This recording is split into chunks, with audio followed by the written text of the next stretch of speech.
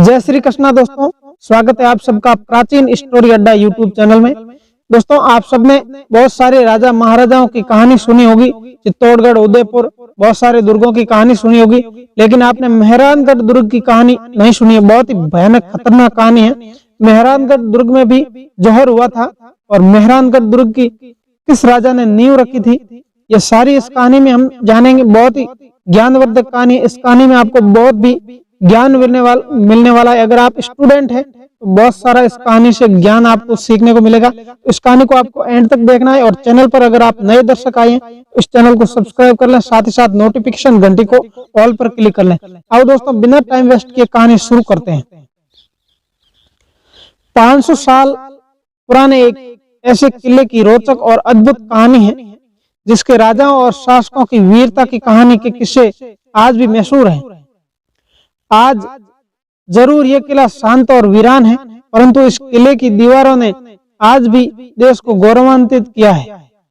इस कहानी ने मेहरानगढ़ का किला है जो कि राजस्थान के जोधपुर में स्थित है।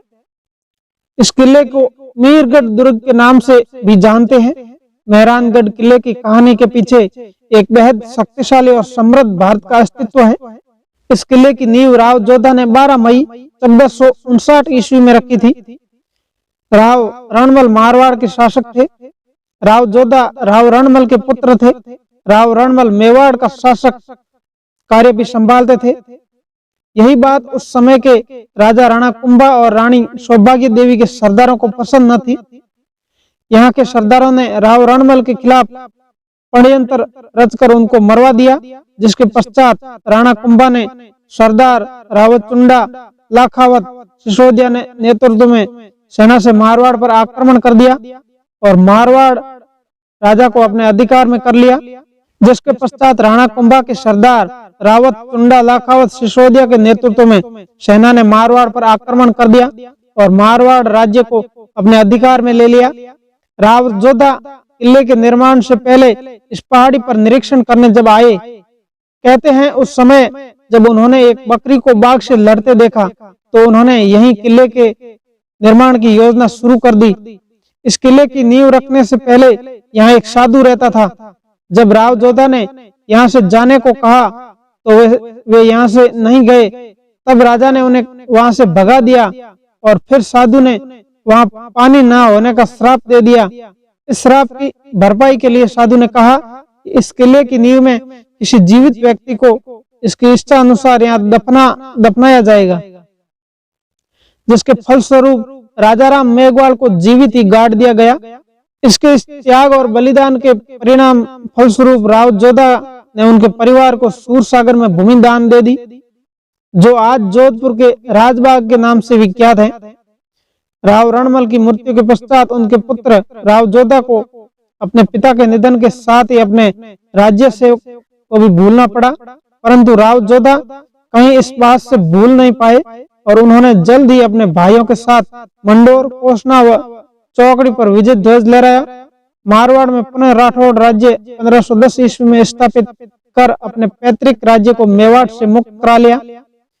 इस किले में 8 मुख्य द्वार हैं, जिसमें जलपौल, विजय द्वार, फतेहपौल, ड्रेड, कंगरपौल, लोहपौल शामिल है।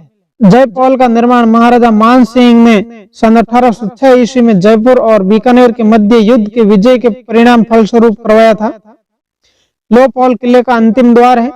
इसके बाईं तरफ रानियों के हाथों के निशान हैं, जिन्हें सन 1843 ईस्वी में महाराजा मान सिंह की मृत्यु के पश्चात जौहर में अपने प्राणों का बलिदान दिया। राव जोधा पर चामुंडा देवी की असीम कृपा रही थी और राव जोधा ने माता चामुंडा देवी के मंदिर का निर्माण किले के पास ही करवाया। इस मंदिर के द्वार राजशाही शासकों ने अतिरिक्त आम प्रजा के दर्शन के लिए भी खोल दिया गया।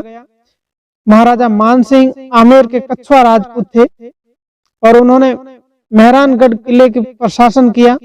राजा मानसिंह मुगल सल्तनत अकबर के दरबार में एक विश्वसनीय और श्रेष्ठ पद पर थे। राजा मानसिंह ने कई रियासतें जीतकर मुगल सल्तनत को मिला लिया। इन्हीं से उड़ीसा और आसाम को जीतकर मुगल राज्य में शामिल कर लिया।